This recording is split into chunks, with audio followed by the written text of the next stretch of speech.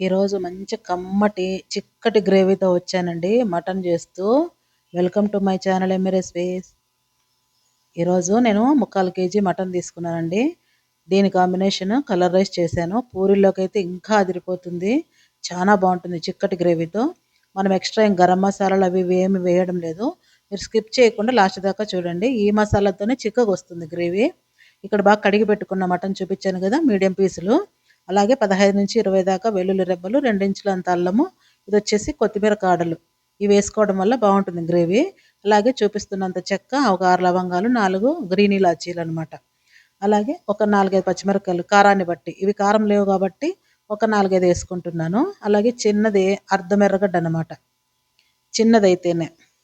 ఇవన్నీ మిక్సీకి బాగా మెత్తగా ఆడించుకున్నాక ఇలాగ నున్నగా ఉండాలన్నమాట, పేస్ట్ లాగా. ఇప్పుడు దీన్ని మ్యారినేట్ చేసుకోవాలి. ఇలా మ్యారినేట్ 1-2 గంటలు చేసుకోవడం వల్ల మనం కుక్కర్లో కూడా ఉడకబెట్టాల్సిన అవసరం లేదు. మామూలు కడాయి గిన్నెలోనే ఉడికిపోతుంది, మెత్తగా సాఫ్ట్గా ఉడుకుతుంది మటన్. మనం ఇంత కాస్ట్ పెట్టి మనం కుక్కర్లో ఉడకబెట్టుకుంటే ఏమొచ్చానండి, నెమ్మదిగా ఉడికించుకుంటే మంచి టేస్ట్ వస్తుంది అనమాట. ఇలాగంతా మసాలా పేస్ట్ అంతా కలిపేసుకొని తగినంత ఉప్పు, పసుపు, 1.5 స్పూన్ కారం పొడి, మొత్తం మసాలాలన్నీ ఇక్కడ వేసేస్తున్నాను. ఇంకా మరి పక్కన వేయాల్సిన పని లేదు, మ్యారినేషన్లోనే సరిపోతుంది.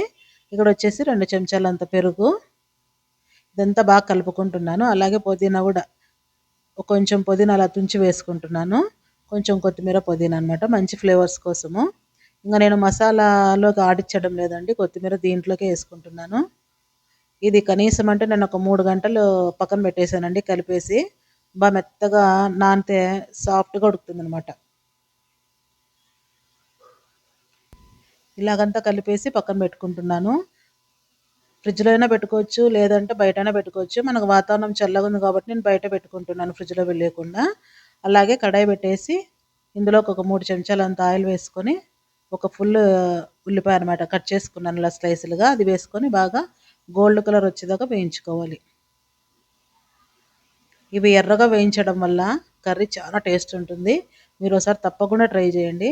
మరి అర్ధాపర్ధము వేయించడం వల్ల కాదు, ఇలా గోల్డ్ కలర్ రావాలన్నమాట, ఫుల్గా వేగిపోవాలి. ఇలా ఒకసారి చేయండి, ట్రై చేయండి, చాలా బాగుంటుంది. ఇలాగంతా బాగా ఎర్రగా వేయించుకున్నాక మనం ఇందాక కలిపి పెట్టుకున్నాం కదా మటన్ మసాలా అంతా, అది వేసేస్తున్నాను. ఇది సిమ్లో పెట్టుకోవడం వల్ల బాగా నీళ్ళు ఊరుతాయండి. ఎందుకంటే మనం పెరుగు వేసాము, ఉప్పు వేసాము, కారం కూడా వేసాము కదా, వీటన్నిటి వల్ల బాగా నీళ్ళు ఊరుతాయి. మనం ఇప్పుడే నీళ్ళు వేసుకోవాల్సిన పని లేదు. ఇది కొంచెం మందంగా ఉంది కాబట్టి కడాయి ఏం అడుగంటదు, మీడియంలో పెట్టుకొని ఉడికించుకోవాలి. చూడండి నీళ్ళు ఎన్ని వచ్చాయి కదా. ఇప్పుడు 2 టమాటాలు వేసుకుంటున్నాను, మెత్తగా మాగినవి. ఇలా వేసుకొని కలబెట్టుకుంటూ మూసి పెట్టుకుంటూ చెక్ చేసుకుంటూ ఉండాలి. చూడండి నీళ్ళు వచ్చేసాయి బాగా. నేను వచ్చేసి 1/2 స్పూన్ ధనియాల పొడి, 1/4 స్పూన్ జీలకర్ర పొడి అనమాట, వేయించి కొట్టి పెట్టుకున్నది, మంచి ఫ్లేవర్ వస్తుందనేసి ఇది కూడా వేసుకొని కలిపి మూసి పెడతాను. ఇది కలిపెడుతూ మూసి పెడుతూ చెక్ చేసుకుంటూ ఉండాలి. చూడండి నీళ్ళు వచ్చేసాయి బాగా.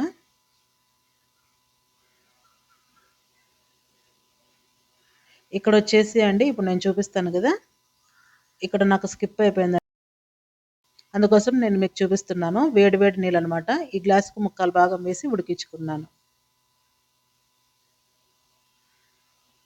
అంతేనండి, మెత్తగా ఉడికించుకున్నాక మనకు ఎంత కావాలో గ్రేవీ అంత మాత్రం పెట్టేసుకొని కొత్తిమీర వేసుకొని ఇంకా దించేసుకోవడమే. చాలా టేస్ట్ ఉంటుంది. నేను కలర్ రైస్ చేసుకున్నానని చెప్పాను కదా, నేను కలర్ రైస్ ఇంతకుముందు వీడియోలో కూడా పెట్టానండి ఎలా చేసుకోవాలనేది. మీకు అవసరం అనుకుంటే చూడొచ్చు, లేదంటే డిస్క్రిప్షన్లో ఇస్తాను. ఇలాగే మటన్తో కాంబినేషన్ చేసి పెట్టాను అనమాట. అంతేనండి, సర్వ్ చేసుకుంటున్నాను. మీకు నచ్చుతుంది అనుకుంటున్నాను ఈ వీడియో. లైక్ చేయండి, షేర్ చేయండి, సబ్స్క్రైబ్ చేసుకోండి, కామెంట్ చేయండి, బెల్ ఐకాన్ యాక్టివేట్ చేసుకోండి. నేను పెట్టే ప్రతి వీడియో ఫస్ట్ మీకే వస్తుంది. Thanks for watching.